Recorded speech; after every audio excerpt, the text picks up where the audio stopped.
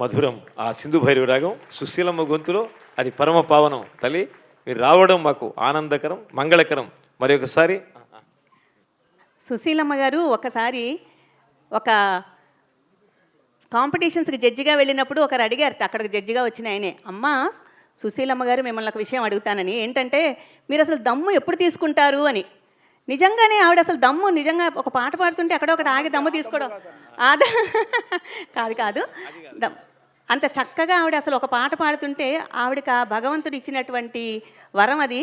ఆవిడ ఎక్కడా కూడా ఆపి గాలి తీసుకున్నట్టు కూడా మనకు అనిపించదు.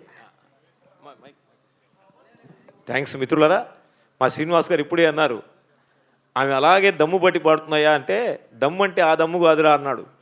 మరి విజ్ఞులు, అనుభవజ్ఞులు, సర్వజ్ఞులు, శ్రేష్ఠులు ప్రేక్షకులు, భారతీయ ప్రేక్షకులనే కాకుండా ప్రపంచ ప్రేక్షకుల్ని కదిలించిన మధుర గాంధర్వ సుధానిధి సుశీలమ్మ గారు. ఒక్కసారి మీ అందరి చప్పటితో వారికి మా నమస్కార పురస్కారాలను